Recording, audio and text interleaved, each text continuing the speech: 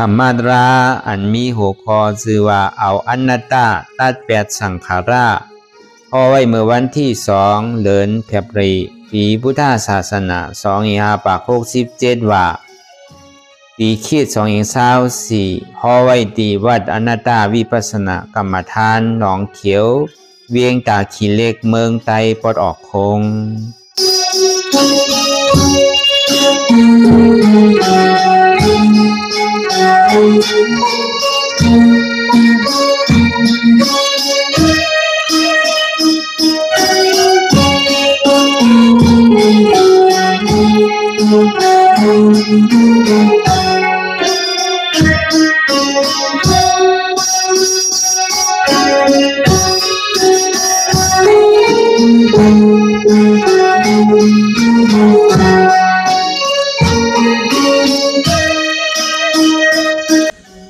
รายการอนัตตาวิปัสสนาภาวนา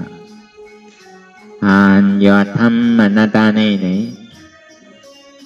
อ่อนดังสุดในก็เข้านางขาไก่ขุดขาขวาทับต่างขาซ้ายก็ไรอันนั้นขาซ้ายทับต่างขาขวาก็ไรมือ2ขอนต่างตักไว้เอาไว้ตัวเข้าซื่ออย่าบีเคียงอย่าบีหย่อนยานเมื่อในเย้าลับหูเนื้อเปิดวิญญาณปัญญาลับตาเนื้อเปิดวิญญาณปัญญาอยากตัวที่มันน้อวิญญาณหาดใจเตียนเท่าผู้นั่นอันไหนเสียนอันไหนที่มันพูดบอกเกิดขึ้นเป็นมานั่นคือเขาบอกว่าเป็นหน้าตาเลยอ่อนตั้งเอาไปหันเจ็บไปหันทุกข้าไปปองใจเนื้อหน้าตาเดือก็ด้วยดีล้มเคยใส่เขาอ่อนตั้งเคยใส่เขายาวๆเคยใส่ออกยาวๆเคยใส่เขาลึกๆเคยใส่ออกลึกๆเขาเกิดออกตายเขาเป็นออกลูกกองเกิดเวียบตายไหนใจว่าเขาด้วยดอกลายๆนี่เขามีญาณตั้งหันซื่อใจญาณตั้งวนซื่อใจหันเฉพาะที่มันนำอุปเปิงไรในเอาตั้งแต่ที่โกต่อไปตินไหนมีอะไรพองหล่ะในที่ว่าเป็นเฮามีเฮาเตียนเฮาอุปเปิงพองงำที่สังไรในป้วนปีป้วนเดินป้วนวันมาดอดถึงพองยามเหลียวมันเผามันเป็นมันจำตายมาอยู่กูมือกูหิงกูข้าวยามบอกว่าเกิ้งก็เป็นเดินว่ามันลองมากกูวันเดินแลมเดินลองมากกูวันจำเดินตีลับจำตาวันตีตกนั่นน่ะอยู่ว่าสาเข้าในภาวะจัดในก็อยู่มันตีถึงบอกกระหือมันเป็นข้าวยามที่อาศักกอดน่ะมาเลี้ยวมันเป็นข้าวยามปากปีย่อม1 ปีปากปีย่อม1 ปีน่ะมันใจเป็นข้าวยามอาศักขึ้นจังหวะเขียงขาข้าวยามเนี่ยมันไวน่ะ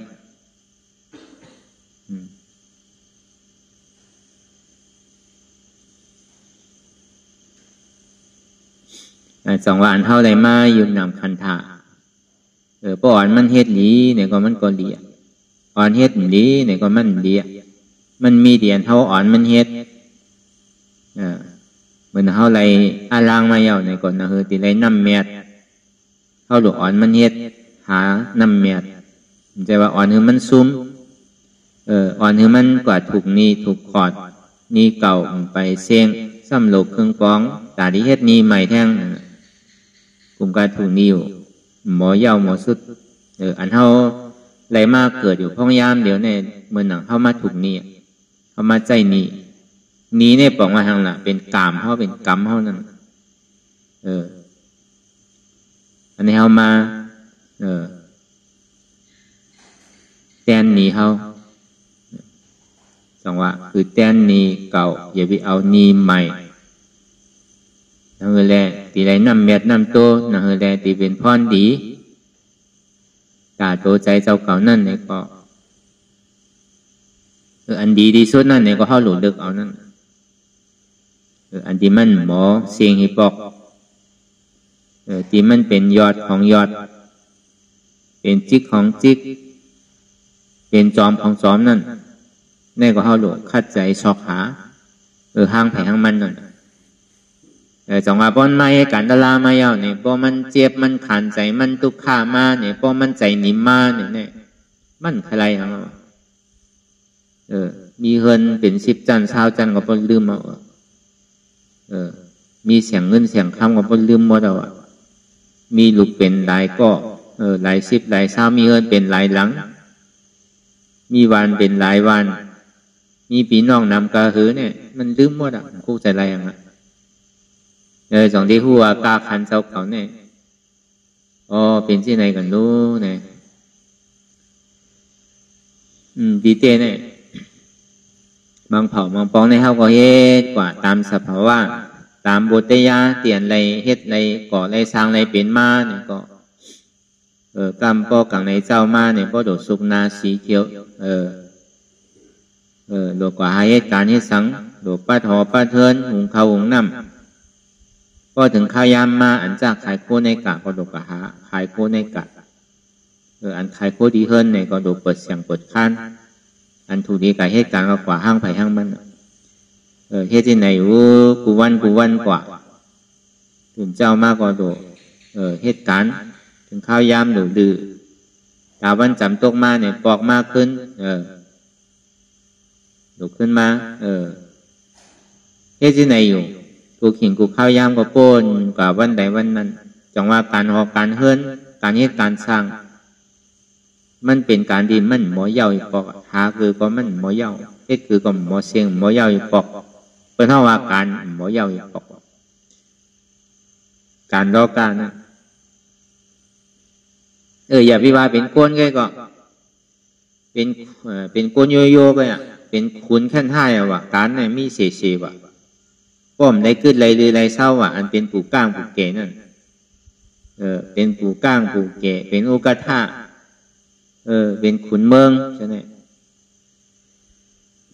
การในขั้นมีนำมันโดดด้วยหลายผ่ายหลายตั้งเนาะจังอยู่จังกัดจังอยู่เศร้าเย็นไรอันไรก็ดีวนดีปองใจว่าหันเปิ้นบางมีดีเป็น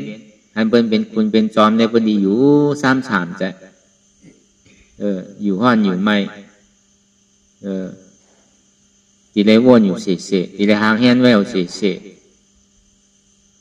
มันเป็นการดิ่มเย้าตั้งแต่เท่าความมาต่อถึงมือเดียวมันไปเย้าต่อแน่ปอดต่อพอตายก็มันไปเย้าถึงตายก็มันไปเย้าพวกเมื่อไรตายก็เย้าแล้วว่าเย้าสมันขึ้นโดก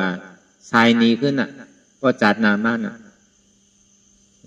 เฮ็ดที่ไหนกว่าดิจิป้นปีป้นเดินป้นวันกว่า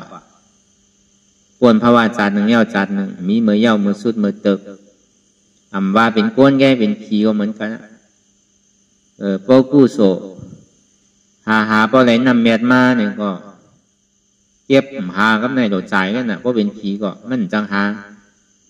านำเมียดแล้วโดดใจอันเก่าที่ได้เก็บซิมหอมไว้นั่นได้ปึงอิงกู้โสเปลี่ยนไรเฮ็ดไว้ป้อเมื่อไหร่กู้โสสุดเสียงยาวเนี่ยก็ซ้ำตายขึ้นหนังเก่าผีก็ผีปากก็เหียงก็หมื่นก็ตายเอาในตีตาดีขึ้นมาเกิดเป็นก้นในมีหนึ่งก็เหลือเสนาแน่ปอกขึ้นมาเป็น10ผมมีมดสร้างก็เหมือนนั้นหนังเก่าตายเอาปากก็เห็นก็ในตาดีปอกขึ้นเป็นก้นมีหนึ่งก็เหลือเสนาปอกขึ้นมาเป็น10ผมมีเสียงจังว่าลองการดีเตียนมันกับการลองรอกุตลานั่นไหนมันหมดเสียงพวกบุญเสียงกุศลเสียงอาศักเสียงมันก็ตกขึ้นซ้ำขึ้นโดมาเฮ็ดหาขึ้นนั่นเพราะเป็นช้างในก็อันใดสมถะปฐมสานทุติยสานตติยสานพอถึงเมื่อสานเย้าสุดเสียงกว่าเย้าเนี่ยอาศักช้างสุดเย้าเนี่ยก็ซ้ำปอกขึ้นจังว่าอำโดว่าการ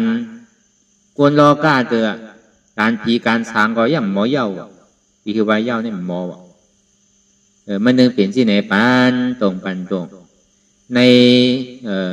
ปฐมกัมภาเลสังจำกัมภาดีดูดีแล้วนั่นเลสังไหน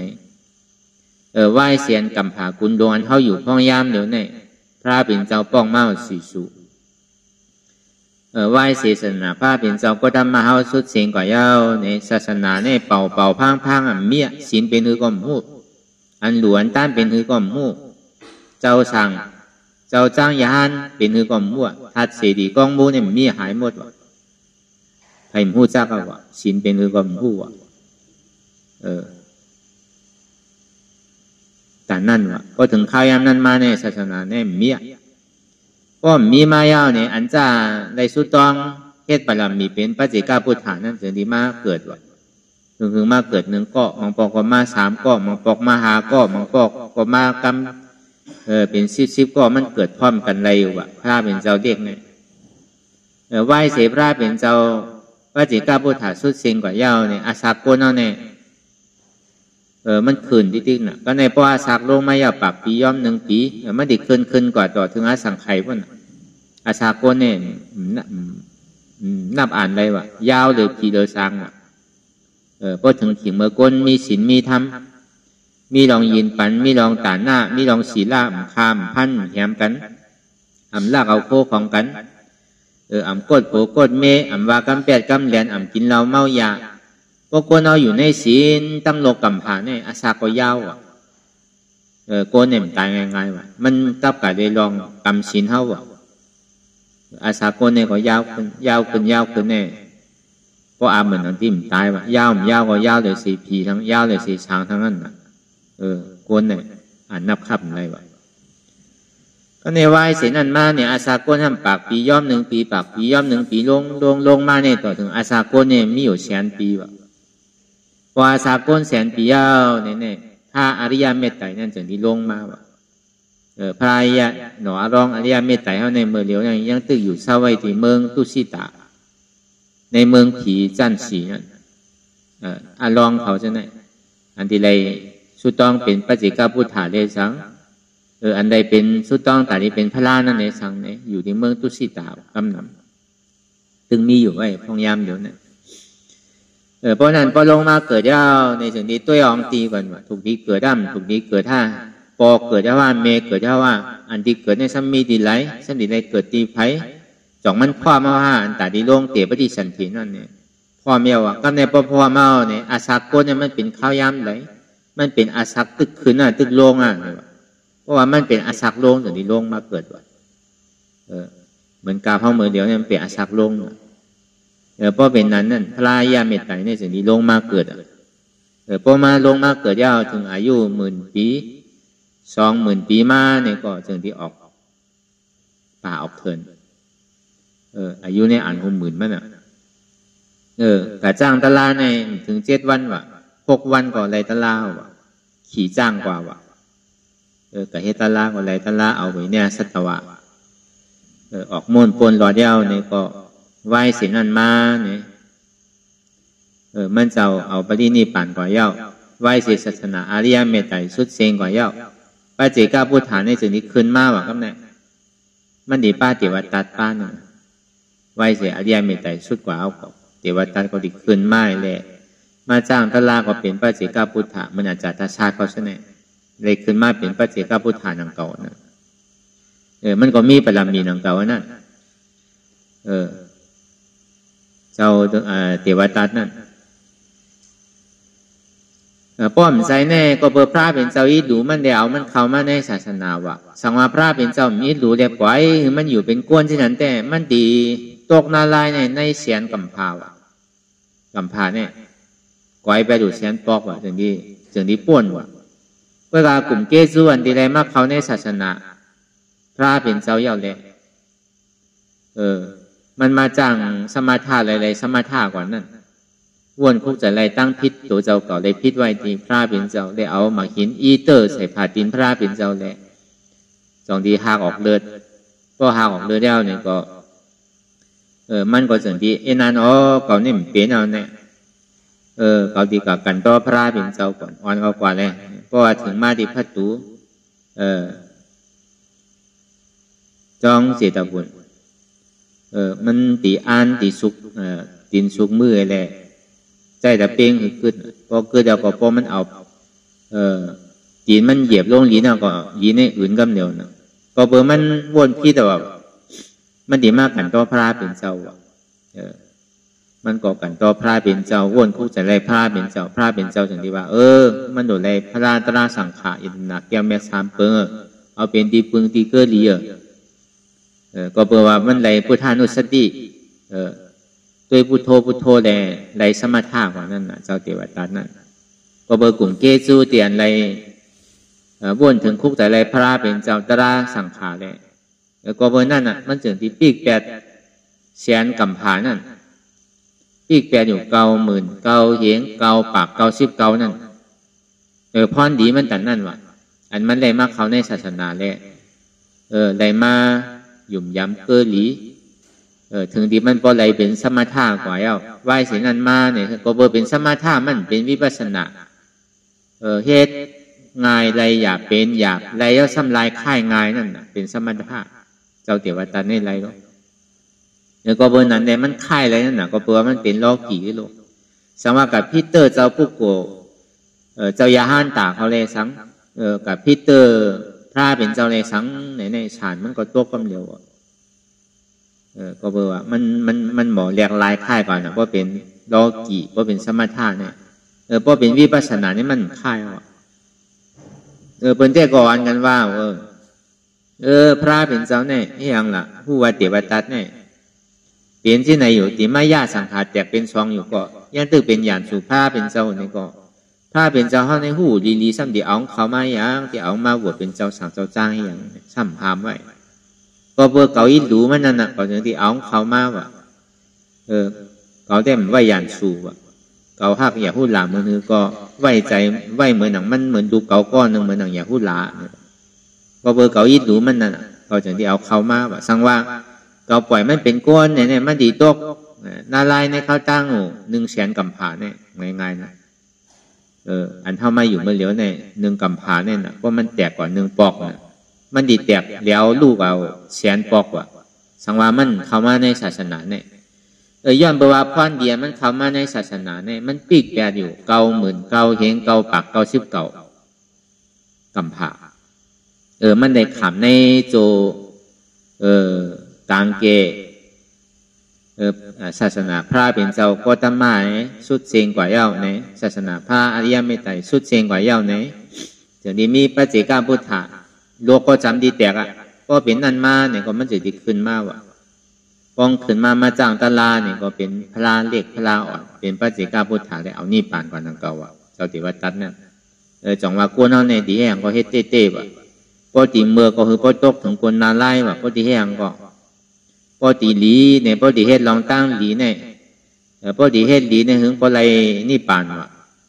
ปกติเฮ็ดหลีก็ปกติเมื่อเต้ๆเนี่ยก็คือปกถึงกวนนาไล่ว่ะมันจะดีอ่องว่ะเมื่อนั้นเฮ็ดครึ่งกลางๆในอากาศกี่พองไว้พิษก่อหูดูหูดูใครเฮ็ดดูใครเฮ็ดดูอาจจะนั่นเนี่ยใกล้ตกน้ำหนาวอ่ะป้อมผู้เลยเฮ็ดเนี่ยถามว่ามันพี่ดูดีกว่ามันเป็นที่ไหนนะครับว่าเปลืองแตกมันตอนหนังลูกลงกำผาเตียนเฮาอยู่พ้องย่ามมือเหลียวเนี่ยมันยังตีลู่ตีกวายตีปังน่ะอันตัวเฮาเนี่ยมันตีขลางล่ะจังว่าเจ็บมันใครแก้นมันใครเสียบมันใครไม่คือก็ให้อะไรมันรู้แหละเพราะตัวก่อนที่มันดึงหายว่าของโลกกำผาเนี่ยใหญ่เพราะแต่เนี่ยยังว่าตีกวายยังว่าตีแตกกันเนี่ยตีให้ถือทางจังว่าในข้าวตั้ง100,000 ปีในจุดนี้มีคุณสร้างแหละคุณสร้างมหาเปียมานั่นลงไม้ในปักหมอกเลี้ยงเลยวินอยู่ในอากาศกลางเฮาเลยกว่ากูวันกูเมืองกูดีกูตั้งวินาศตวะเขาโกนเขาอย่าปีให้ทางกันคืออยู่ในศีลในธรรมในข้าวตั้งทางแสนนึงในโลกกำผาไว้ในมันดีไม่เอาเนี่ยว่ะอย่าไปอยู่ด้วยความประมาทเนี่ยคือหมออยู่จอมศีลจอมธรรมว่ะอันจ้ามยำย้อนศีลเอาศีลนั่นก็เพื่อคือมันมีศีลว่ะอันยำมีศีลเอาเนี่ยก็นั่งคือตีตัวตอนศีลทั้งนั้นเฮ็ดสมาธิด้วยอานาปานาสติว่ะพอเป็นเช่นนั้นอันเมียวแหมกันก็แหมว่ะเมียวคากันก็คาว่ะจนกันกูกว่าตั้งเสียงว่ะกูตาดีป้อไพ่ไม่ลูกมาในติ่มตันป้วนนั่นน่ะพอเป็นเช่นนั้นมาเนี่ยอันก้นดีอยู่หน้าไล่เช่นนั้นก็มันเมียก็เนี่ยป้วนออกขึ้นมาหมดอันจ้าเป็นสัตว์เช่นนั้นก็ผู้กามหมดว่ะเฮ็ดทางกันว่ะ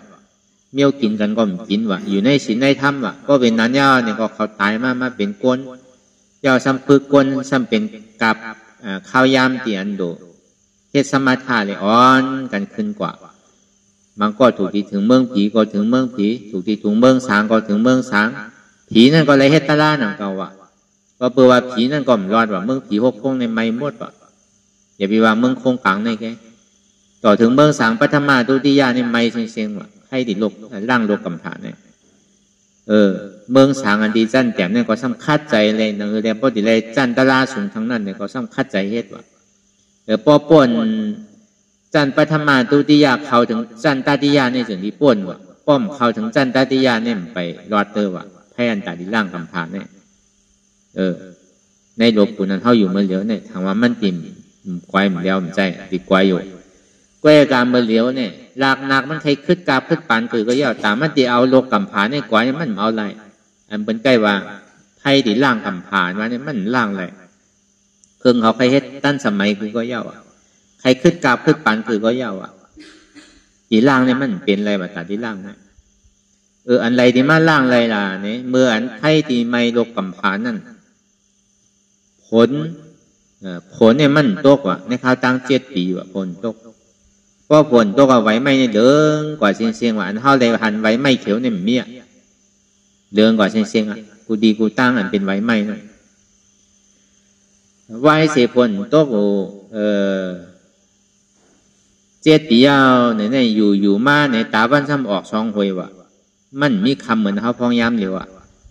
พอตาวันหนึ่งโตก็ตาวันหนึ่งหวยหนึ่งซ้ำปุ๊บพูดออกก็อ่ะเมียกลางขึ้นอันวันน่ะก็เป็นนั้นน่ะมันอยู่ในหูจันน่ะอันมันพูดออกมาจำหูอันเท่าวันนำตั้งต่องที่ตั้งกันอยู่ในหวยในร้อยนั่นก็เท่าวันนำหูเนี่ยเมียว่ะแหงว่ะนำหูจันน่ะ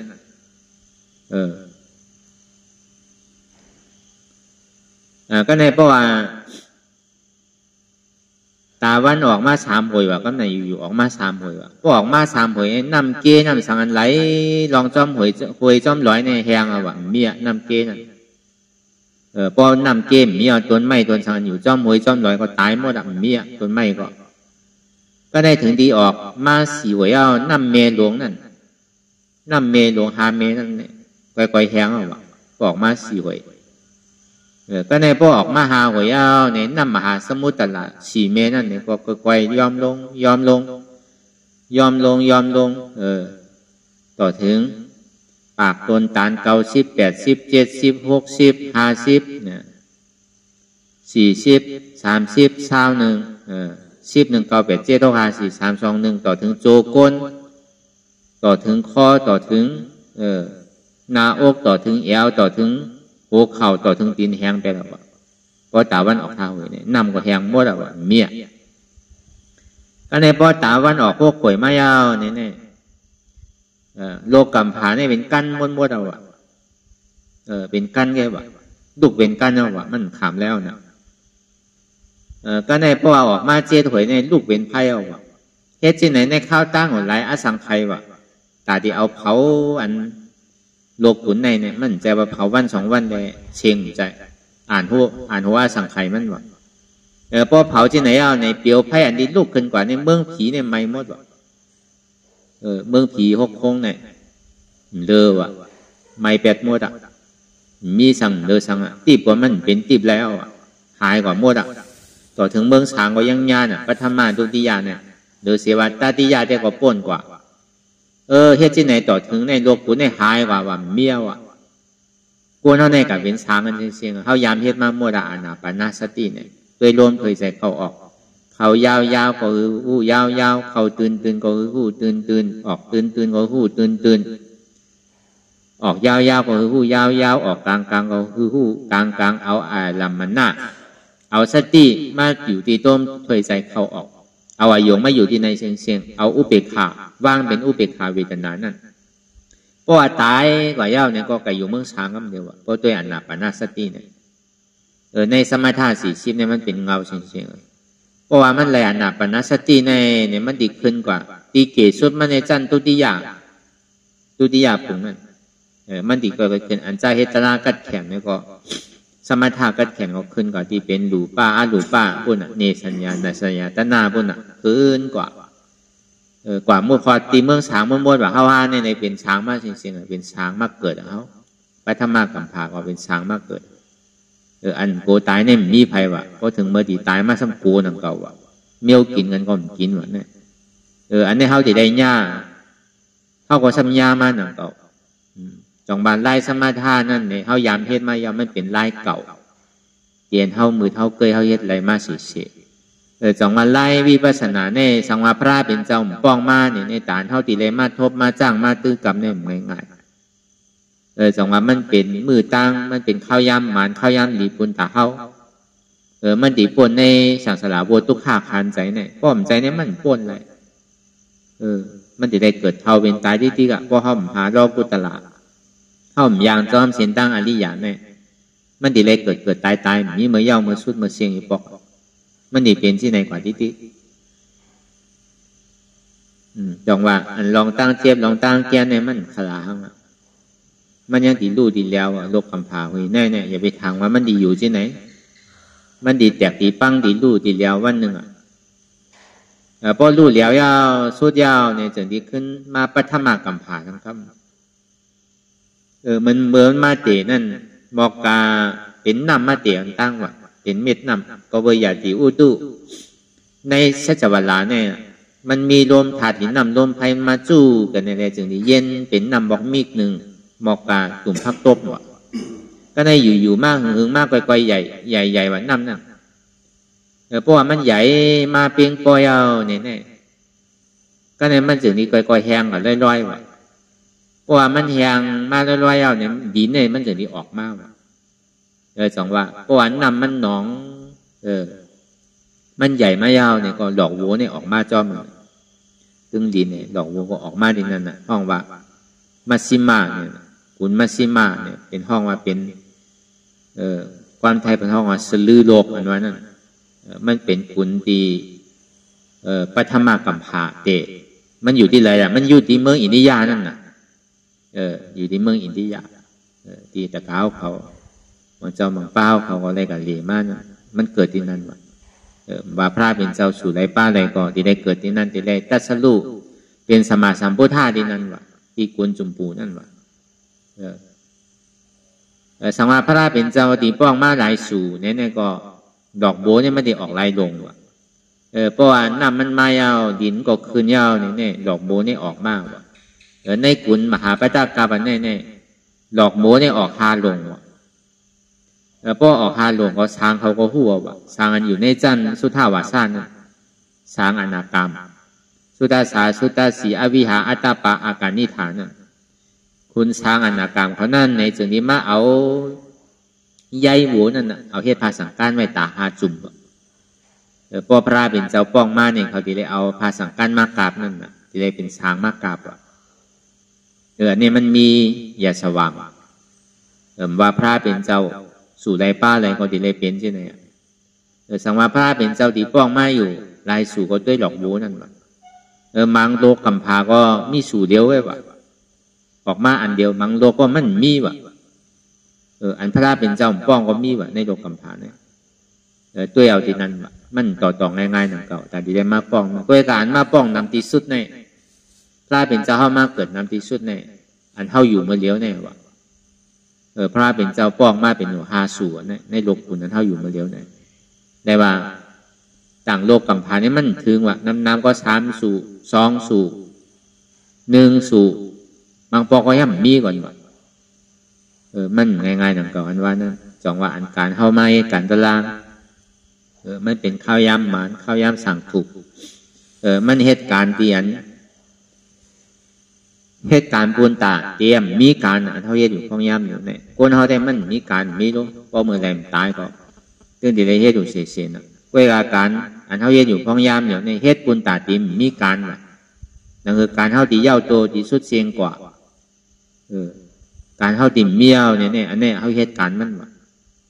เหตุปูนตาเตรียมมีการว่ะก็วันนั้นในคือเขาพอป่องเสียงเลี้ยงใจลองการอันเขาได้มาจ้างคือกรรมลองอันนำมีการในมีการพอเอาในลอกก้าว่าเนี่ยอย่าไปว่าเขาเตออย่าไปว่าคนเขาโยเตอตอนอย่างพี่ช้างเขาก็ย่ำมีการอยู่สีนั่นอย่าไปว่าเขามีการเขาก็มีการทั้งเขาเย่าว่าการนั้นว่านั่นก็พอถึงเมืองเกี่ยวยังตึงมีการอยู่ แต่อยู่พอถึงเบื้องสางก็ยังตึงมีการอยู่ว่ะขี่เขาก็ซ้ำเอาถ้ำมุนังกะว่ะฮีรีออตาปาเนี่ยเอาเสียว่ะโกว่ะอายว่ะก็จะเฮ็ดลองตั้งอ่ำดีเนี่ยเขาถึงมีในตัวในใจเขาเสียว่ะลองเบิกลองดีในความเฮ็ดว่ะเพราะว่า15 วันเนี่ยเขาก็ปางกลุ่มกันอ่ะสู่ลืมหมู่ห้าสู่จ่องสู่คุกใจไรอยู่ห้าตาลานั่นเนี่ยตาลาฮีรีออตาปานั่นคุกใจไรมังก้อมคุกใจไรก็ซ้ำบอกในกันว่ะเขาก็เลยมีปางกลุ่มที่ว่าความใจไรอยู่เหมือนเฮามังเฮาในมังปอกในเดินก็เป็นเดินอ่ะย่ำในย่ามในโคกันนี้ปอกลูกปีเป็นปีก็ย่ำในอุบในโอกันนี้ปอกน่ะมังปอกอยู่เฮือนเดียวกันก็ย่ำลาต่อกันนี้ปอกน่ะวันก็วันป้นกว่าวงก็วงป้นกว่าเดินก็เดินป้นกว่าปีก็ปีป้นกว่าย่ำลาต่อกันน่ะก็มีลูกอยู่วัดเดียวจ้องเดียวกันก็ลาต่อกันก็มีลูกอยู่เฮือนเดียวกันก็ย่ำลาต่อกันน่ะอันนี้ได้ปีเขาแน่ใจว่าก็ถึงขิงขาเข้ายามมา15 วันมาเนี่ยที่ได้ขึ้นปางกลุ่มอันผีจันทร์ทรงเนี่ยก็ขึ้นปางกลุ่มในเมืองผีเพิ่นว่าอันจ้าขึ้นกว่าไรเพราะผีมังก็มันขึ้นกว่าไรนะเหมือนหนังผีลูกค้าเทวลานั่นอันเพียนอยู่จ้อมต้นไม้ต้นตอกในมันกว่าไรก็เป็นอากาศซาเทวลาภูมิมาเทวลาก่อนนะอันนี้ขึ้นเมื่อไรก็เป็นผีต้นไม้ต้นตอกแต่มันกว่าไรนะก็ในอันเป็นเจ้าก็เจ้าเขาขวาเนี่ยก็เจ้าเขาซ้ำขึ้นมาสอนว่าผมมาเทวลามาสั่งสอนเขาว่าสุอย่าปีลงอย่าปีเลื่อมหรือมีฮิริออตปะเขียนไปจำต้นไม้ต้นตอกนั้นเขาก็เป็นทีหนังเก่าเป็นดุข่าเทวลาว่านั้นมังเผามังปอเพิ่นกันลักตัดไม้ตัดสังเนี่ยที่ไหนเหมือนกับหญ้าเฮิรนเขาอ่ะนั่นก็ต้นไม้ดงต้นไม้ใหญ่นั่นกับหญ้าเฮิรนเขาอ่ะพวกเขาไม่มีผีพวกเขามีฮิริออตปาเนี่ยข่มจังเฮ็ดถือว่าพวกเขาหันเขาในดีรูเขาหนาว่ะพวกเขาไก่ย่าเฮิรนเขาในข่มมีตีอยู่อ่ะผีมังก็เนี่ยเขาเฮ็ดทางเราเข้าไรอ่ะพวกเขาไก่ย่าเฮ็ดคือเข้าตายเนี่ยหยอกคือเข้ากลัวเข้าตกใจตายเนี่ยที่ไหนก็มีข่มฮัดเฮ็ดว่ะก็ใจเติบเต้เนี่ยข่มลาดีเปียว่ะพวกเขาเฮ็ดอากู้โสวันนั่นยาวเนี่ยเขาก็ตายกันเดียวว่ะกู้โสเขาเซ็งว่ะว่ากู้โสเขาเสียงเอาก็เปิดเขาเฮ็ดถือปันตายเลยเขาก็กระจกหน้าลายว่ะได้อยู่ลายเลยข่มลาดีเฮ็ดปันก้นอ่ะลาดีเอาก้นตายง่ายๆ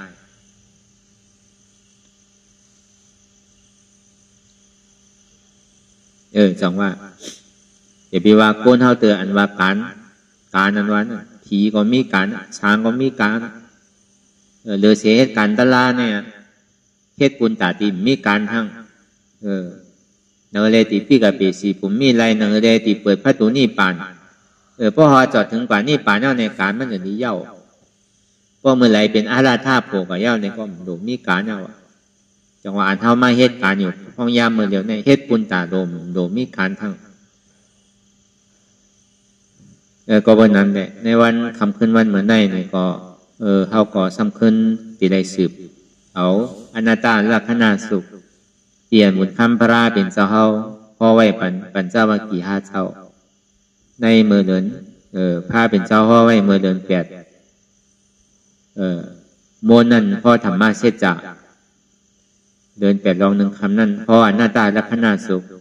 2 คำก็พ่ออนาตาลักษณะสุข3 คำก็พ่ออนาตาลักษณะสุข4 คำก็พ่ออนาตาลักษณะสุขถึงมาวันเดิน8ลอง5 คำนั่นเนี่ยก็ซ้ำขึ้นห่ออนาตาลักษณะสุขจังย้อนบอกว่าห่ออนาตาลักษณะสุขนั่นเนี่ยเมื่อห่อเดิน8ห่อธรรมะเสจานั่นเจ้ากรณียาเป็นช่อตาปานถึงที่ห่ออนาตาลักษณะสุขวันเดิน8ลอง1 คำนั่นเจ้ากรณียาเป็นยาหันตากว่าเจ้าว่าป้าห้ามเป็นช่อตาปานกว่าถึงเมื่อห่ออนาตาลักษณะสุขเมื่อเดิน8ลอง2 คำนั่นเจ้าว่าป้าห้ามเป็นยาหันตากว่าเจ้าพัทยาห้ามเป็นช่อตาปานกว่าสำคัญสืบพ่อหน้าตาลักษณะสุขเมื่อเดิน8ลอง3 คำเจ้าพัทยาเป็นยาห้านตากว่าเจ้ามหานามเป็นช่อตาปานกว่าสำคัญสืบพ่อตระเมื่อเดิน8ลอง4 คำนั่นเจ้ามหานามเป็นยาห้านตากว่าเจ้าอาสัจจีห้ามเป็นช่อตาปานคำขึ้นอันวันมันแน่นเท่าที่ห่อเนี่ย กับการได้ลองขันธาหาเปิงอันที่เฮามีลองตั้งหยุ่มพิษหยุ่มเปิงหยุ่มว่ามันคืมหยุ่มว่ามันเป็นสุขาหยุ่มว่ามันเป็นอัตตาอันนี้มันมีลองตั้งเฮาหยุ่มพิษวนพิษไว้มาเสียแต่ว่าจัดในแกจัดมือป้นมากกว่ามันก็เป็นนั้นอ่ะอันมันป่องแจงแรงใส่ดีๆเนี่ยจัดในเฮาอันมีลองตั้งหยุ่มพิษไว้เสียว่าห้อมใครเท่าห้อมใครมันดูมันก่อยมันปังใครมันหนีเศร้าไว้ใครเหมือนเก่าเหมือนเลี้ยวไว้อันใดก็ยากใครเหมือนกลางใส่เฮาคือเหมือนเก่าเดี๋ยวมันดูมันแหลวมันปังอันใดก็ยากเพราะเขามีนะครับใครมันเหมือนเก่าเขามีหอมีเอิญมีโดดมีกา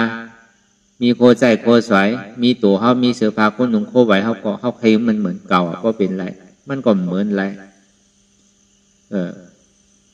พอหึงเป็นหึงมาเป็นวันเป็นวงเป็นเลินเป็นปีมาเนี่ยก็มันก็แหลกลายเสียนที่เฮานุ่งก็เก่าเศร้าว่ามองกว่า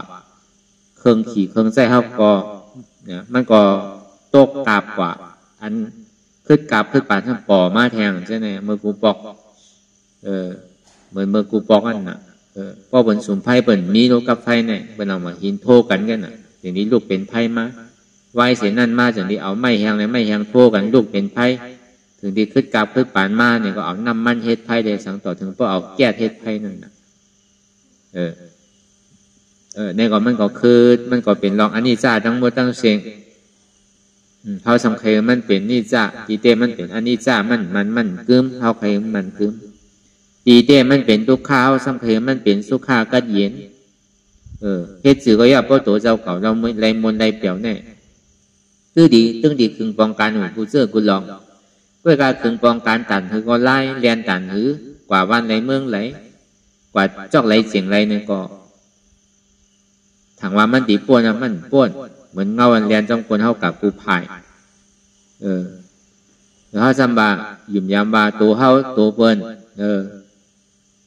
พอมีอ่านหนามนานในเขาวังคับเป็นไรมดเขาว่าจื้อก็เป็นที่นั้นตัวเขาก็เขาวังคับอุปเปิงไรเนี่ยตีเต้มันเป็นหิมเมียวอันเขาถังมันเนี่ยอันว่ามันคืมตีเต้ก็มันคืมอันว่าเป็นทุกข้าตีเต้ก็มันเป็นอันว่าเป็นสุข้าตีเต้ก็มันเป็นสุข้ามันเป็นทุกข้าไงเตียนเฮาหยิ่มย้ำมากมันว่าเฮาอุปเปิงไอตีเต้มันอุปเปิงไรอิดในพระเป็นจะเฮาซับเลี้ยงในลองอนัตตาลักษณะสุลองขันธาหาเปิงนั่นสังวาสุอันถึงว่ามันกึมในซื้อที่อย่างมันซ้ำมีลองตั้งแหลกหลายค่ายกว่าติ๊กสังวาสุหันว่ามันเป็นสุข้าในซื้อที่อย่างซ้ำมีอย่างทุกข้าเนี่ยสังสุว่ามันกึมสุว่ามันเป็นสูอุปเปิงเพราะงั้นมันไรในซื้อให้อย่างสุทำสั่งมันไรย้อนเปอว่าขันธาหาเปิงในมันคือย้อนว่ามันคือในมันจะดีเป็นทุกข้าย้อนไปว่ามันเป็นทุกข้ามันอุปเปิงพองำเหนือมันไรแหละมันจะดีห้องว่ามันเป็นอนัตตามันดุมาดีในพระเป็นเจ้าก็จะดีขึ้นสือพ่ออันนี้ฮาวาตีหูผู้โสมันถึงมาเมื่อวันคำขึ้นกำเนิดสุดตีมพระเป็นเจ้าฮออนัตตาลักษณะสุขนั่นในก็สำคัญสืบพ่อดูป้าขันธาอนัตตาวิญญาณขันธาอนัตตาเวทนาขันธาอนัตตาสัญญาขันธาอนัตตาสังขารขันธาอนัตตากับการโดยลองอันเขามาหยับด้วยในตัวเขาเนี่ยตั้งแต่ชื่อโอต่อไปจิ้นลองตั้งอัตตาหรืออนัตตาตีเตมันมี2เปิงเตียนเขามีลองตั้งหยุ่มคิดไว้ว่าหยุ่มว่าเป็นตัวเขาเป็นหัวเขาขาเขามือเขาอนัตตาลักษณะสุขสมบัติใจมั่นใจตัวเขามันเป็นยุดูป้าขันธาอนัตตามันเป็นสภาวะอยู่ข้ามเป็นเนื้อละมันมีลองตั้งสืบเป็นสืบรูปค่ายกว่าสืบเป็นสืบรูปค่ายกว่าย้อนตัวนั้นแหลมอุปเปิงพองำเหนือมันไหลอนัตตาลองต้านมันสืบเป็นสืบรูปเนี่ยมันก็จึงเป็นอนิจจาในตัวมันอยู่ยาวลองตั้งว่ามันพอใครเยื่นอะไรเนี่ยมันก็เป็นทุกขาในตัวมันอยู่ยาวลองตั้งเตียนแทบตัดสินใจว่ามั่นใจตัวเฮาเนี่ยพ่อเฮาได้มาถอมมายินดีพระเป็นเจ้าเฮาฮอไว้เมื่อมันเจ้าตื้อไรเป็นสัพพัญญูใต้หยาดเมื่อปีใหม่ๆเมื่อว่าใหม่ๆนั่นพ่อเฮาเหมานั่นมาเป็นคอสอนคอจ้างตื้อกำเฮาเนี่ยก็เฮาก็ติ่มผู้ดีป่องมันย้อนเบิ่นนั้นแหละพระเป็นเจ้าว่าไว้ดูป้าขันธะอนัตตาก็แปลว่ามั่นใจตัวเฮามันเป็นสภาวะยุคนั้นมันมีลองตั้งสืบเป็นสืบรู้ติ๊ก ย้อนว่ามั่นใจตัวเฮามันมีรองตั้งสืบเป็นสืบรู้แต่มันเป็นอนัตตาบอกว่ายุคนั้นมันเป็นอนัตตามันใจอัตตานางแต่ว่าที่นั่นวิญญาณขันธาอนัตตาอันเฮามีรองตั้งอยู่ย้ำว่าเป็นใจเฮาเฮาวนอะไรก็เป็นอันนั้นมั่นใจนะใจนั้นมั่นใจของเขาตัวเขาดีๆได้วิญญาณขันธาอัตตาว่าเนี่ยมันเป็นอะไรชื่อนะเพราะว่ามันเป็นใจเขาแต่ให้อย่างมันกึดมันไหลให้อย่างมันวนกว่ากาวากาเป็นตัวดีๆดูเนี่ยนะก็เปล่าว่าใจเนี่ยมันเป็นอนัตตานั่นมั่นใจเฮานั่นอันเฮาหันพี่สัมหันว่าเป็นใจเฮานั่นเพราะเอาอนัตตาเขาก็เอาในมั่นใจเก่าเนี่ยนั่นน่ะอันว่ามั่นใจเก่าเนี่ยมันเป็นอนัตตาวิญญาณขันธาอนัตตาก็ในสามมาในเวทนาขันธาอนัตตาเขาซ้ำยืนยันว่าอันเปรียวอันมวลอันเชื่อเนี่ยเขาเจอกับอันตุกขาในเขาเจอเข้าไปมันไรเนี่ยพวกเป็นที่ฉันได้มันพี่เดียวเนี่ยคนเขาในรอบการเนี่ยพอดีเป็นนั้นเนี่ยเหมือนกันเชี่ยงก็อะไรมันโกตุกข้ามมีก็อะไรเจอสุขานี่มันมีพวกเป็นที่ฉันก็ลองปองอันไหลลองจ้อมน้ำทางว่าเวทนาเนี่ยเป็นของเก่าเนี่ยปองว่าที่นั่นทางว่าเวทนาทางว่าตุกขาเนี่ยก็ไปเนี่ยอันเจ็บเนี่ยอันสุขาเนี่ยก็หาอะไรนั่นก็ปองว่าเวทนาเนี่ยเป็นของเก่าเนี่ยอันลองตั้งยุ่มคิดว่ายุ่มว่าเวทนาเนี่ยเป็นเก่าลองตั้งวนหมายเมียนสมาเวทนาเนี่ยเป็นอนัตตาเวทนาขันธาอนัตตาอันนี้เตียนเท่าฮอมาถ้าเป็นเจ้าเนี่ยเขาซับแรง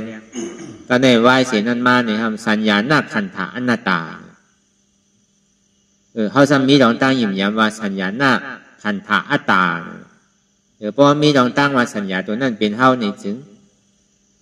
ให้ยังล่ะลองดีเนี่ยมึมป้อมหมอวนน่ะสำหรับวนลองดีติ๊กเตียนมันตองไว้เก่าๆหลังๆนั่นมันเป็นลองอันดีร้อนลองอันเข้มคึกร้อนสมัยมาวนอยู่ซ้ำโจมวนอยู่พอวนมาซ้ำถามว่าดีเซอร์ซ้ำตุกข้ามันใจเป็นกองตุกข้าลงได้นั่นสัญญาตัวนั้นในกลุ่มกวนกว่าที่ให้ยังสัญญาขันธาก็เปล่าว่ามันเป็นตุกข้าเนี่ยย้อนเปิดสังเนี่ยมันเป็นตุกข้าสัญญาเตียนหมายต้องของนั่นเนี่ยก็มันเป็นอนัตตา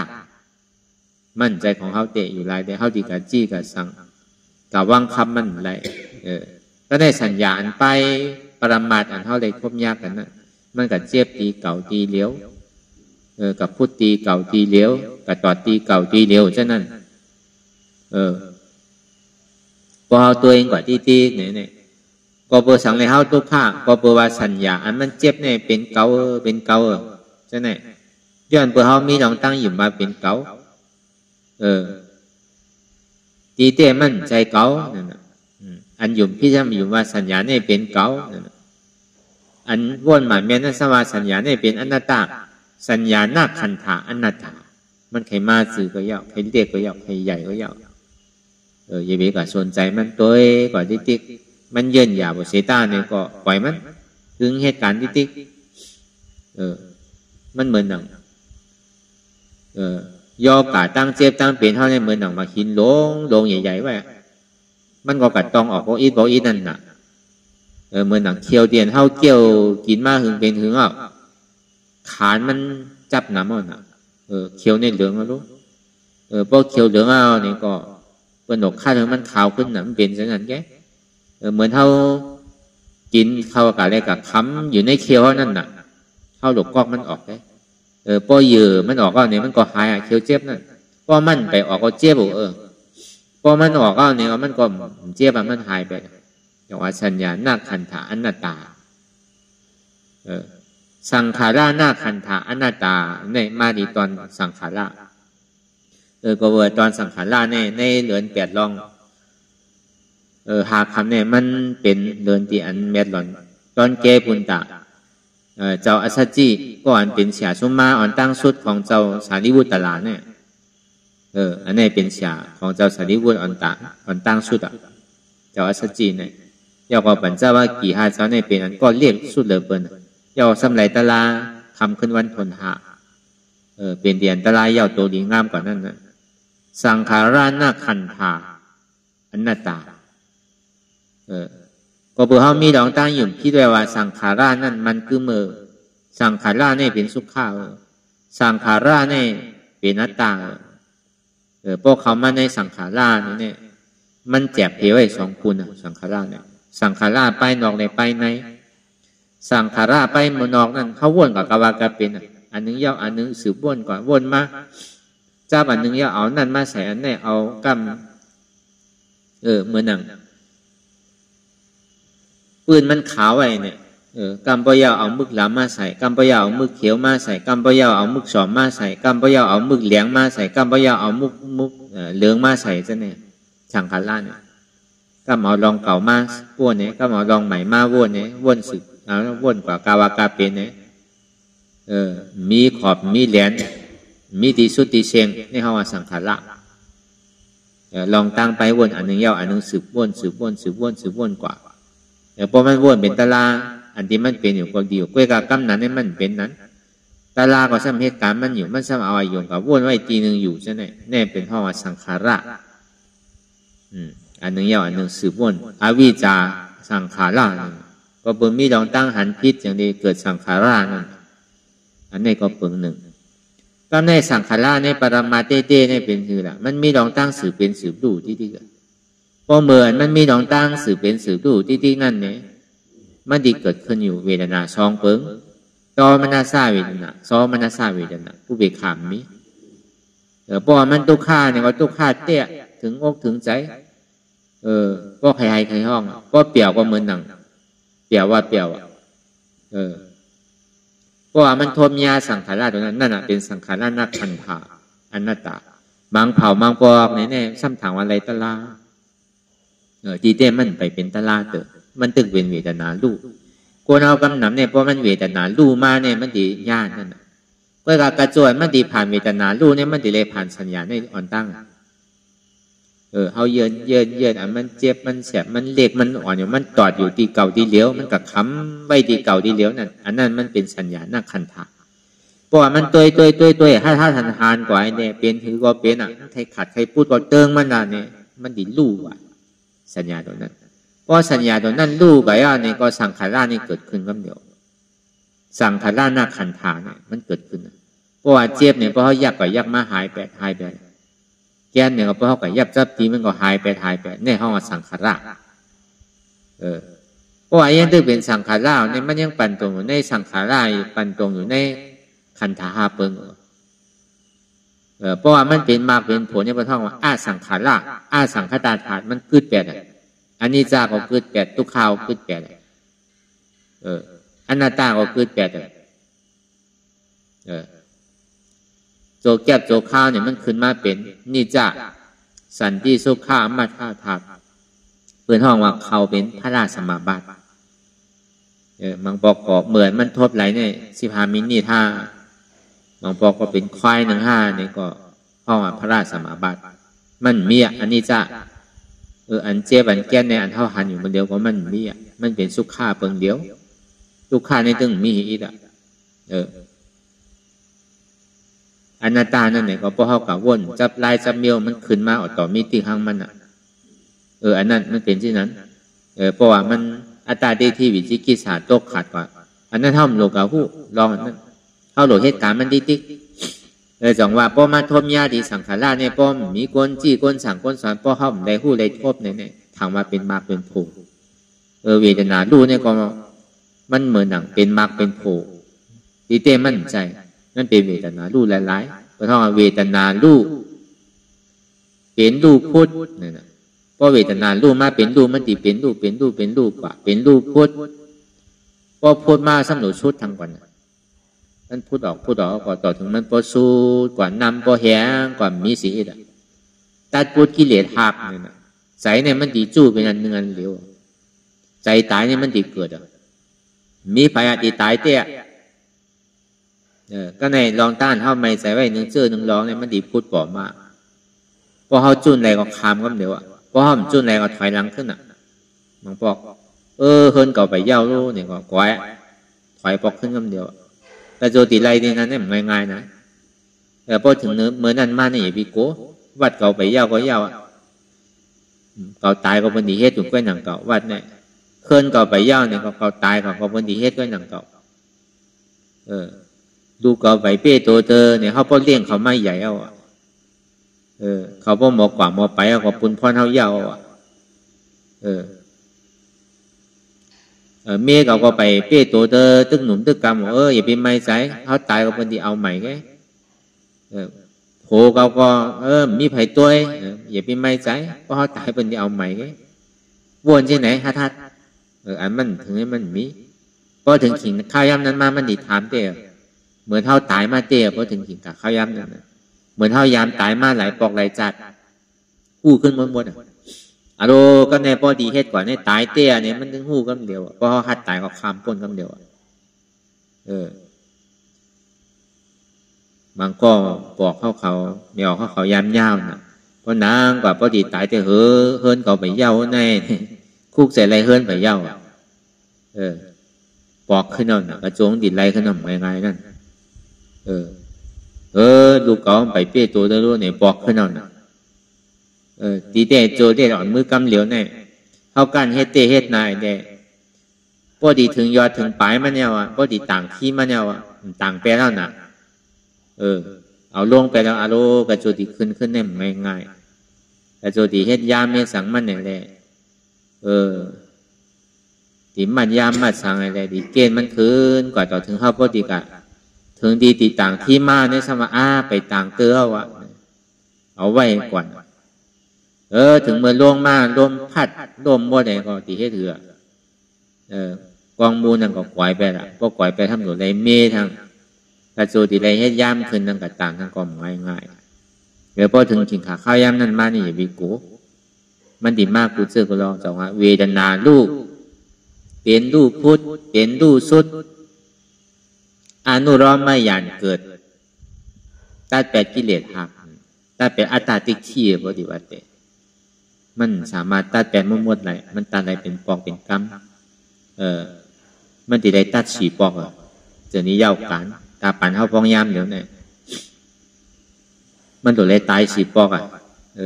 เนี่ยมังเผามังปองเนี่ยเพราะว่ามันมีนานๆลูกกว่าเนี่ยถังเป็นตะลาถังเป็นมากเป็นผัวมันใจมันยังตื่นเป็นเวทนามันยังเป็นสังขารเหตุการณ์อยู่มันยังเป็นสังขารธาตุอยู่มันไปเป็นอาสังขารธาตุอันนี้เขาว่าสังขารหน้าคันธาอนัตตาด้วยก่อนที่อันนั้นในแคมน่ะเราเข้าใจกระโจมมันดีผ่านขันธาเปลืองมันเนี่ยมันง่ายๆด้วยผ่านยุคผ่านโตผ่านใจผ่านเจ็บผ่านสัญญาของเจ็บซ้ำผ่านสังขารธาตุมันจะได้ผ่านพาโตเนี่ยกันเนาะเพราะว่ามันผ่านเนี่ยนี่ก็มาบอกเพราะว่ามันยังกัดเจ็บอยู่ตีเก่าตีเลี้ยวมันจะว่ามันนึกตื้อจันกันที่ก็มันนึกตื้อจันมาหามาจู้กันที่ก็เพราะเขามีรองตั้งวนน้ำมีรองตั้งถังน้ำหย่องน้ำเนี่ยก็ข้ามเดียวกันเพราะมันเป็นเวทนาหลงรู้แน่ๆเพราะว่ามาอย่างรู้กับเสียงเนื้อชีวิตเหมือนหนังนำทองลงก่อนนั่นน่ะเบากับมือมด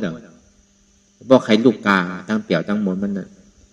เวลาต้องไว้เปิงหนึ่งเพราะใจเขาย่ำไปเปิงไหนแต่ไปใจเถอะมันตึกเป็นเวทนาหลงรู้ไปบางกองดูอิดดูออดจีเนี่ยยังตึกข้างนั่นท้องว่าเวทนาอ่อนดูเพราะเวทนาหลงรู้เนี่ยมันเป็นที่นั้นเพราะมันดูเนี่ยเหมือนเท่าท้องน้ำนั่นน่ะเหมือนหนังเขาวนด้วยพวกกลางในเจ้ามาจามอาบน้ำกัดด้วยเพราะว่าทองโหลงเนี่ยมันเหมือนหนังวืดได้ลงขวาคำเดียวเลอช่างมันเหมือนนั้นเหมือนหนังน้ำทองเนี่ยพอมันลงขวาก็อีกหนึ่งก็เหลือในห้องเป็นเวทนาหลงดูเพราะมันเป็นที่นั้นมาในโจมน่ะ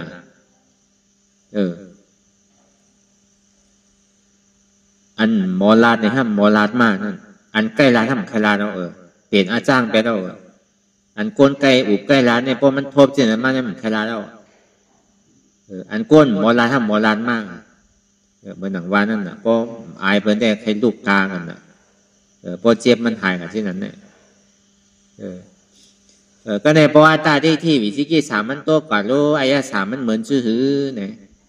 เพราะว่าตาที่วิจิกิจสาก็การกว่าเหมือนมันดีมาทบเช่นนั้น มันยังอยากก็ตัวก่อนตัวมาในอยาก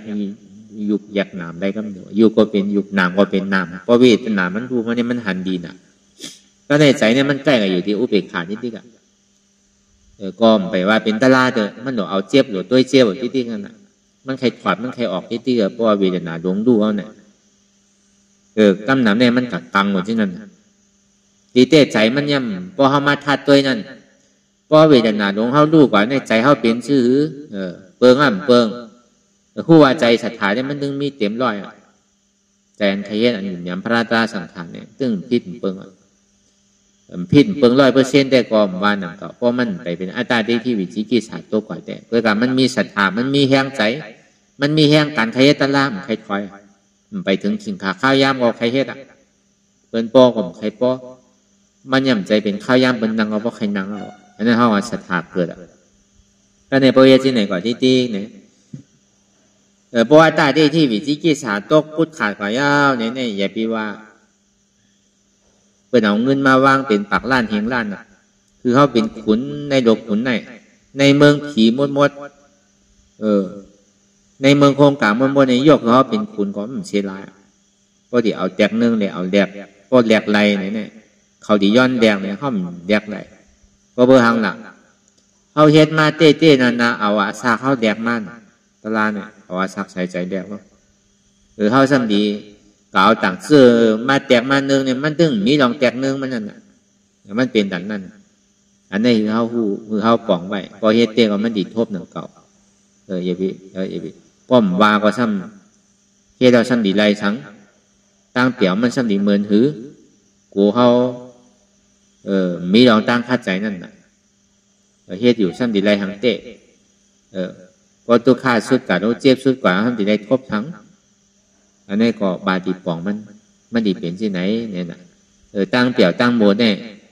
ป้อมแตกเนก็ซ้ำมีอย่างแตกนั่นน่ะเนาะแตกเนี่ยซื้อเนี่ยเหมือนก้นใจว่ะ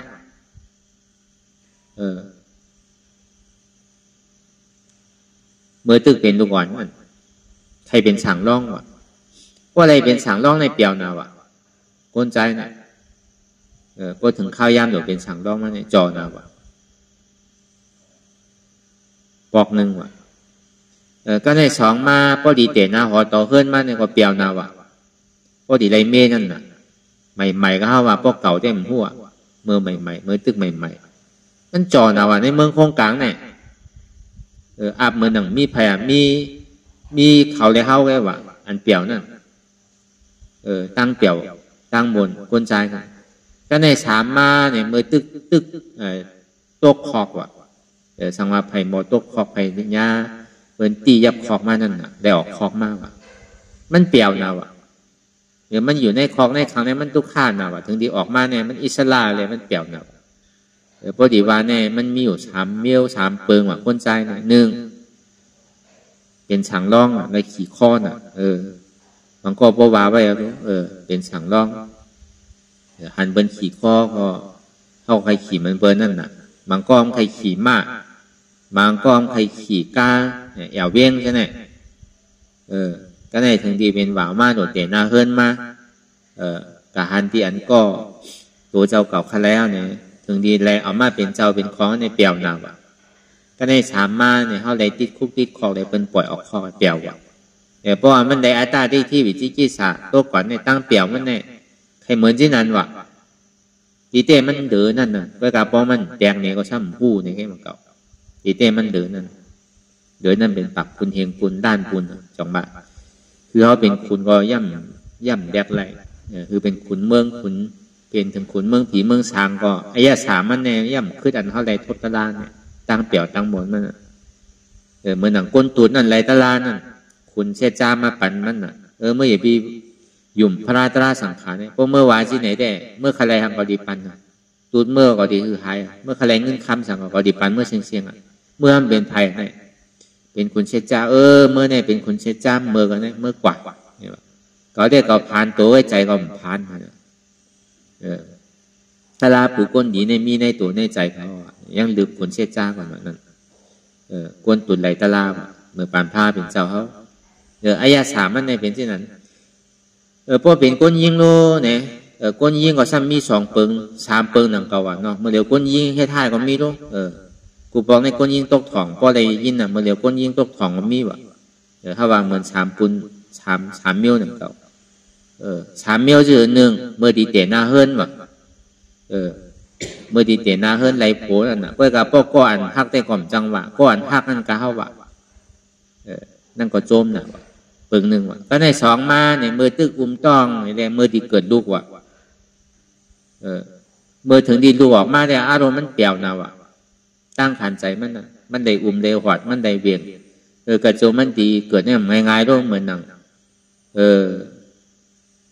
เกิดลูกนั่นวะตั้งเปลี่ยวนั่นก็ใน3มาเหมือนหนังโต๊ะคอกหนังเก่าอ่ะก็กลับมือเดียวแต่พอออกของมากกว่าเปลี่ยวอ่ะกล้วยกะอายาสารมันได้มันแจกเนื่องอะไรดีๆเนี่ยเหมือนเข้าดูเข้าแต่มือกูปอกๆเนี่ยเป็นเกิดเอาโยกระโดดเปิ่นได้ผ่าออกมือเดียวเนี่ยมันหมาตั้นหูยังที่อย่างนี้ก็เป็นผ่าที่ๆกับก้นผางคะแนนนึ่นน่ะดีผ่าเผาที่ๆกันน่ะมันเหมือนมือกูปอกอ่ะมือกูปอกเนี่ยเป็นเกิดตามสภาวะน่ะขานใจเต้วันนั่นเหมือนนั่นเพราะว่าเกิดออกมาก็อารมณ์เบาแบบมดอันนักเบียกมาในเข้าตั้งไม่ง่ายแล้วเนาะเขาเดิน10 เดือนเพราะฉะนั้นเนี่ยเปลี่ยวนะวะอันนี้ฮาวาแจงนึ่งลองอายะสาตราเนี่ยสังวาอะไรทบกว่าเนี่ยมันเป็นที่นั้นเนี่ยวะก็วันนั้นแหละที่พระเป็นเจ้าห่อหน้าตาลักษณะสุขนั่นถึงดีห่อขอปัญเจ้าว่ากี่5 เจ้าในขันธา5 เปิงนั่นเป็นอนัตตาไว้เสมาห่อจอดถึงตีสังขาราหน้าขันธาอนัตตาเพราะเป็นที่นั้นยาวเนี่ยก็อันเอาตัวเด็กเป็นรูนั่นก็เป็นสังขาราเพราะเจ็บแกนต้องต่อเนี่ยสารเพราะเขาอยากตัวได้รูกว่าเหมือนมันดีรูกว่าเนี่ยมันอันหลงมันรูอันตั้งอันหลงรูกว่าอันเรียกมันต้องดูเท่าวิญญาณรูมันผ่านที่สัญญามันตั้งแต่มันเจ็บแต่มันพอเขาตัวอ่ำตั้นหัวมันทุดออกกว่าได้สังมันเหมือนดอกไฟออกกว่านั่นในสังที่ไหนแต่พอเป็นนั้นมาในสังขารนี่เกิดมาพอเป็นที่นั้นในพระเป็นเจ้าพอสังขารนักขันธาอนัตตานั่นในเกาะเจ้าอาซาจีในเป็นยาหันตากเอาก็ได้ยาหันตาในพุทธบอกเกิดขึ้นมาในโลกัมภะวันดึงพระเป็นเจ้าเฮา1 ป้ายยาวกว่าเจ้ายาหันตา5 ป้าขึ้นมาเมื่อเดือน8ลองหาคำนั่นเนี่ยก็ตรานาตาลักษณะสูงนั่นเนี่ยก็พระเป็นเจ้าก็อันห่อเสียงอันมันเต็มในขันธา5 เปิงเปลี่ยนนาตานั่นเนี่ยแน่นาตาลักษณะสูงนั่นก็ห่อเหมือนนั่นเดี๋ยวไหวสินั่นมาเนี่ยก็ห่อลองตั้งอริยเชษจะก้อยกามันถึงเอาอนัตตาแจมเข้าก้อยกามันไดเอทมันลึกล้ำเลยเสียนมาห่อกับการโดยลองขันธา5 เปิงเนี่ยลองต้านเขามีลองตั้งอยู่พี่ด้วยว่านี่จ้าสันตินี่จ้าสุขามาตานั่นตีเต้มั่นใจมันเปลี่ยนอันนี้จ้าทุกขานาตาด้วยการลองต้านนี่จ้าทุกขาเนี่ยมันต้องเหตุการณ์ทางมันอยู่เสียว่ะเปิงหลวงมันในพระเป็นเจ้าพ่อว่ารูปะขันธาอนัตตาวิญญาณขันธาอนัตตาเวทนาขันธาอนัตตาสัญญาขันธาอนัตตาสังขารขันธาอนัตตาแต่ว่าก็กลายเป็นลองขันธา5 เปิงเนี่ยเป็นอนัตตาอันดีมันเจ้าพ่อเต็มในอนัตตาลักษณะสุขนั่นจนที่หัวมดเสียงว่าชื่อสัพเพสังขาระอนิจจาสัพเพสังขาระทุกขาสัพเพสังขาระอนัตตานั่นก็สัพเพธรรมะอนัตตาทำดังโมดังเสียงเนี่ยเป็นอนัตตาสังขาระดังโมดังเสียงในอ่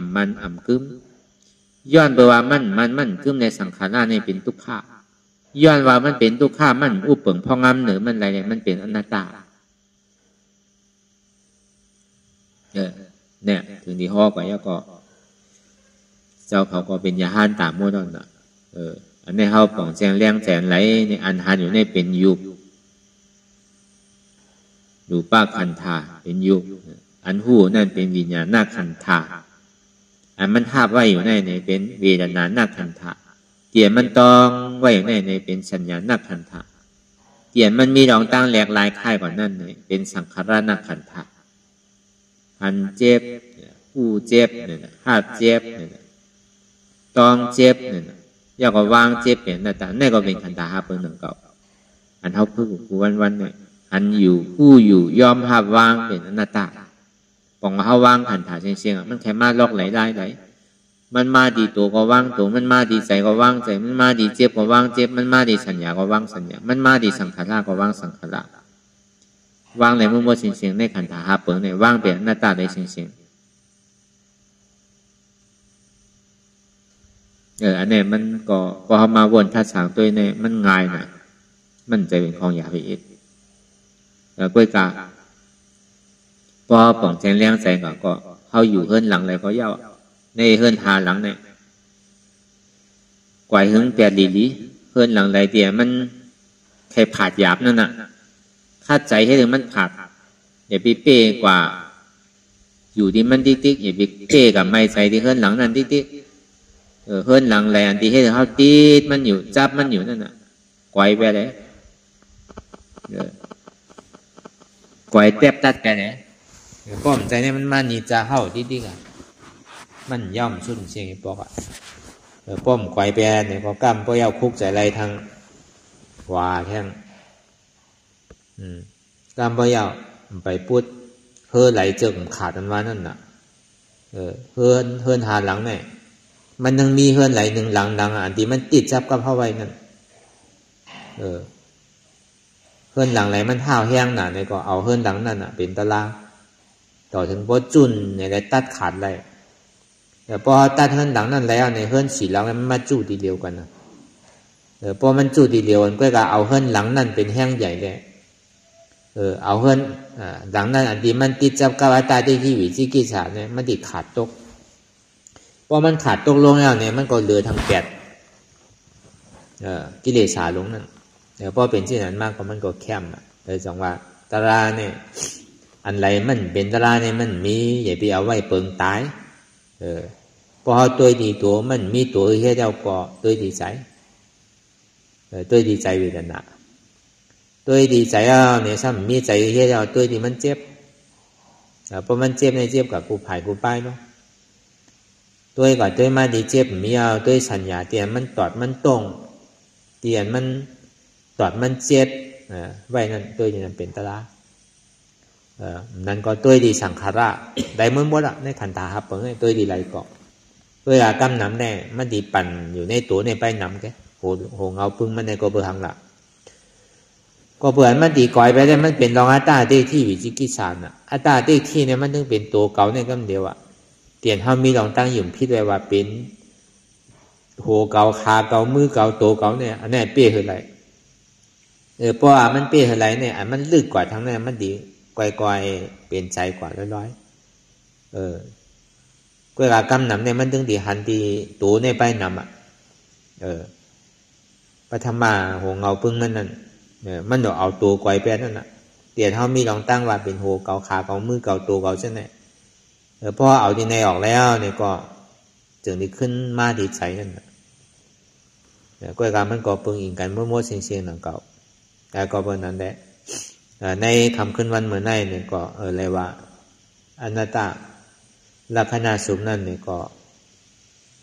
ได้ว่าเตรียมทนกว่าหาขึ้นเตียนเจ้าก็รัญญาเขาเลยทบตราทู่กว่าเหมือนเข้าห้าเนี่ยก็เข้าดีจอมมันไหลเนี่ยก็ไหลเมื่อเสียงจอมถึงหาอันก็ไหลเข้าป่องแจงแรงใจลองดูป้าขันธาเข้าก็เป็นน้องเจ้าก็รัญญาเข้าป่องแจงแรงใจวิญญาณนักขันธาเขาก็เป็นน้องเจ้าวัปปะเขาป่องแจงแรงใจในวิญญาณเขาก็เป็นน้องเจ้าพัทธิยะเขาป่องแจงแรงใจในสัญญาเนี่ยเขาก็เป็นน้อง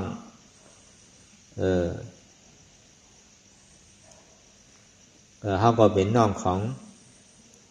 เจ้ามหานามเพราะเขาป่องแจงแรงใจสังขาราเนี่ยเขาก็เป็นน้องของเจ้าอัสสจิ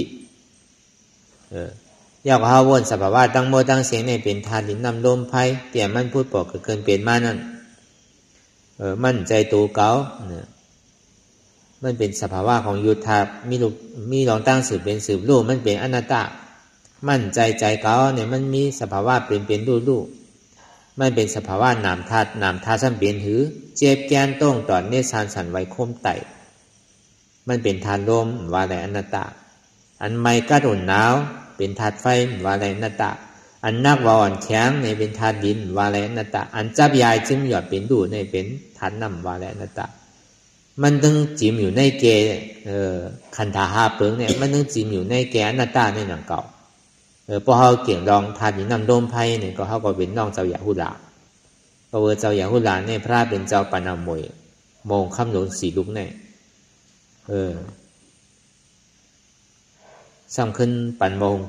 คำหลวงสีลุกในพระเป็นเจ้าเพราะสร้างปรามีมาในเสียสังไคไปเช่นกัมพานั่นเอาโอจ่าลอกุตลาปันลอกี่ได้เอาปันเอาลอกุตลาปันถึงต่อถึงเจ้าอย่าหูหลาเนี่ยวนทัดตัวในทานินำลมไพ่อย่าหูหลาเนี่ยมันมีนั่นนะปองว่าวนเป็นทานินนำลมไพ่ที่เอาในเป็นตารางพอถึงข้าวยามเมื่ออายุ7 ขวบขึ้นกว่าเอาเนี่ยก็โตเป็นอาดียากกว่าเจ้าอย่าหูหลาเนี่ยเข้าก็เหมือนนั้นดังเก่าพอจอมมันใดก็มันก็เป็นอันเดียวกันก้อยกะ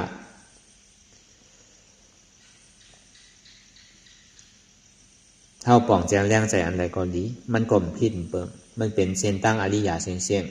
อันที่ว่ามาเนี่ยมันเป็นเส้นตั้งในปฐมะที่พระเป็นเจ้าฮอกับการเลยลองอนัตตาลักษณะสุขนั่นเนี่ยก็เขาก็สำคัญสืบเอามาฮอเนี่ยอันเท่าไหร่มาจ้างตื้อกรรมอนัตตาวิปัสสนายาวก็เขาที่เลยหู้ปืนของอนัตตาวิปัสสนาเป็นภัยเลยกาปานปัจจุบันนี่เป็นภัยหามาเนี่ยก็เขาก่อฮอกว่าอย่างเมื่อวันอันเขาฮอเมื่อคำขึ้นกับการเลยลองปืนปูนที่นั่นยาวก็ไหวเส้นนั้นมาอันเขาเป็นลุงน้องแต่เป้เนี่ยก็สำคัญจ้างตื้อกรรมอะไรมาโทษพันอะไรซ้ำเอาอะไรมาสั่งสอนตอนในกว่าวันตามเมื่อนานเนี่ยก็เขาก็ซ้ำดีเลยเอาคู่ไล่เตียนสภาวะหน้าตาเนี่ยวิปัสสนาเนี่ยก็สำคัญสืบเหตุกว่าต่อถึงเขาพอโทษปรญญายาวเนี่ยก็เขาก็สำดีเลยขึ้นสืบศาสนาหึงพอหึงเปิ้งใสกว่าคือมันพอได้ป่นทุกข้าถึงสุขข้าเหมือนกันมันเป็นรองตั้งพอเขาไปมอเตอร์ก็มันจะได้เป็นอัตตาหิตะจะได้เอาตัวเจ้าเก่าออกอันตั้งปกติสวากาเนี่ยปุณตสวากาตั้งเสียงอาฆาสวากามาสวากาที่ได้เอาตัวเจ้าเก่าออกอันตั้งก่อนไหวเสียนั้นมาตัวเจ้าเก่าป้วนยาวในจึงที่เอาคำสั่งสอนของตัวเจ้าเก่าเรียนในทบมานั่นเอาสั่งสอนคือเปิ้นได้ถ่อมได้ยินได้จ้างตื้อกรรมกว่าอันในห้องว่าปาราหิตะสั่งสอนปุณตะโกนตั้งนำอัตตาหิตะเนี่ยเอาตัวเจ้าเก่าผู้อันตั้งปล่องอันตั้งเข้าใจอันตั้งก่อนหาหันไรเป็นเนี่ยก่อนเขาก็ขึ้นสืบเป็นปราหิตะถ้าดีสั่งสอนคือศาสนาพระเป็นเจ้าเขาเนี่ยเมื่อหนังกึ่งแต่อันมันเจ้ายังงานไว้วิญญาณสตวาเนี่ยพอป่วนลองตั้งทุกข้าถึงสุขาดิกัดเย็นเขาว่าสันติสุขะอมตะฐานนั่นเนี่ยก็อันนี้ก็เป็นที่อันยังยานสูงสุดยังงานสูงสุดของพุทธศาสนาเขากูก็มันจะว่าปุณถาก็ไหลก้อนนั่นมันจะว่ามุงมองคือสุต้องพระเป็นเจ้ามากเลยมั่นใจพระเป็นเจ้าเขาพอผักไว้แล้วนะตาลาเนี่ยเขาหลงหมกคัดใจเลยเฮ็ดกว่าจอมมันเจ้าพอเฮ็ดกว่าจอมมันเจ้าก็เขาก็ดีเลยทบดีเลยหูหันถึงเปลี่ยนมันเจ้าเลยถึงเลยหันนั่นนะเก่าก็บนนั้นไหนแหละคือเขาเอายานปีอย่าเขาวนดีวนยาวอันหันเลยอันวนนั่นถึงพอเพียงเพียงกันหันอยู่ก็โดวนอยู่ก็โดหันมันจะหันย่อมวนย่อมหันใจพอหันหนูในวนพอวนหนูในหันต่อถึงวนต่อถึงเจ็บนั้นพอสุดกว่าวนต่อถึงทุกข้าพอสุดกว่าตัดต่อถึงอัตตาพอตกพุทธขาดกว่าอะไรที่มันพุทธปอเกิดขึ้นมานั่นคือเขาพอหมอวนวางแตบตัดเป็นอนัตตาไหลไหนสาธุสาธุสาธุ